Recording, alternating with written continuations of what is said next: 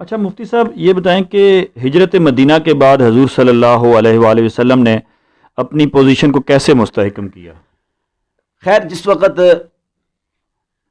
حضور صلی اللہ علیہ وسلم کو اللہ کی طرف سے حکم آ گیا کہ آپ مکۃ المکرمہ سے مدینۃ المنورہ کی طرف ہجرت کر جائیں، نبی کریم صلی اللہ علیہ وسلم ہجرت کے سفر میں ہی تھے، تو دوران سفر سورۃ الحج کی آیت نمبر 39 کا نزول ہوا تھا کہ اذن للذین یقاتلون بانہم ظلموا، کہ مکۃ المکرمہ میں آپ مظلوم بن کر رہے ہیں، آپ نے صبر کی پالیسی کو اختیار کیے رکھا ہے، اب ہم آپ کو حکم دیتے ہیں کہ آپ صبر کے دامن کو چھوڑیے، آپ نکلیے، مقابلہ کیجیے اور تلوار نیام سے باہر نکالیے، آپ قتال کا اور جہاد کا راستہ اختیار کیجیے۔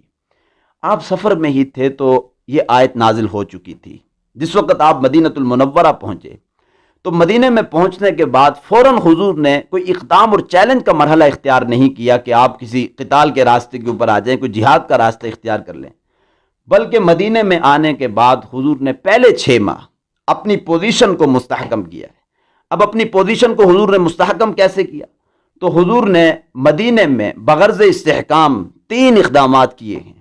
نمبر 1، سب سے پہلے حضور نے مدینے میں جانے کے بعد مسجد نبوی کی تعمیر کی تھی۔ کیوں؟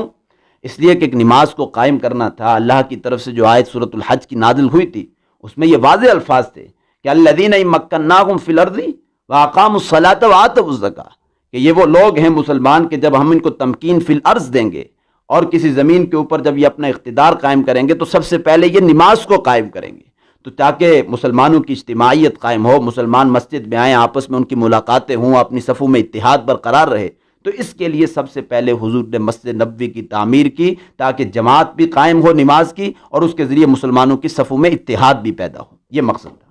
نمبر 2، مواخات۔ دوسرا اقدام تھا کہ مہاجرین اور انصار کے مابین بھائی چارگی، وہ مہاجرین کی جو ہجرت کر کے مکہ میں آئے تھے، ادھر انصار تھے جنہوں نے ان کی نصرت کی تھی، تو مہاجرین اور انصار کے مابین مواخات اور بھائی چارگی۔ کیوں؟ اس لیے وجہ یہ تھی تاکہ مہاجرین مدینے کی آبادی میں کوئی علیحدہ طبقے کی حیثیت سے نہ رہ جائیں، بلکہ وہ بالکل مدینے کی آبادی میں مدغم اور ضم ہو جائیں اور یہ علیحدہ طبقے کی حیثیت سے نہ رہیں۔ اس لیے حضور نے انصار اور مہاجرین کے مابین ایک بھائی چارگی قائم کی، اور ایسی بھائی چارگی قائم کی کہ تاریخ انسانیت میں اس کی مثال نہیں ملتی۔ کیسی؟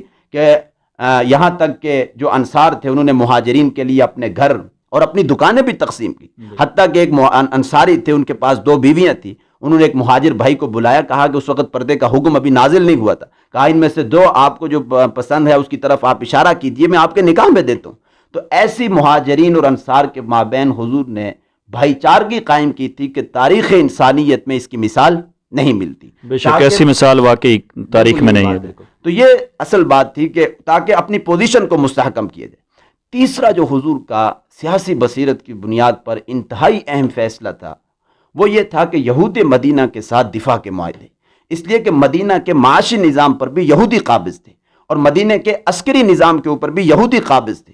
اب یہ شدید ترین خطرہ حضور محسوس کر رہے تھے کہ ہم تو مکہ سے ہجرت کر کے آ گئے ہیں، کہیں یہودی یہ مشرکین مکہ کے ساتھ ملی بھگت کر کے کہیں ہمارے خلاف کوئی محاذ گرم نہ کر لیں۔ تو حضور کو یہودیوں سے شدید ترین خطرہ تھا۔ آپ نے یہودیوں کے مختلف قبائل کا دورہ کیا، قبیلہ بنی نذیر کا، قبیلہ بنی قینقاع کا، قبیلہ بنی قریظہ کا، ان کے سرداروں سے مل کر ان کے ساتھ دفاع کے معاہدے کیے کہ دیکھو ہم بھی مدینے میں آباد ہیں اور یہاں رہتے ہیں، اگر بیرون مدینہ کوئی طاقت اگر مدینے پر حملہ آور ہوگی تو تم یہودی ہمارے ساتھ مل کر ان کے خلاف لڑو گے، اگر تم ہمارا ساتھ نہیں دیتے تو تم کم از کم غیر جانبدار رہو گے۔ تو حضور نے اپنی پوزیشن کو مستحکم کرنے کے لیے یہ 3 اقدامات مدینے میں آ کر کیے تھے۔ تو یہ 3 اقدامات تھے۔ تو بہرحال اسی پر ہم اپنی اس گفتگو کو ختم کرتے ہیں۔ وآخر دعوانا الحمدللہ۔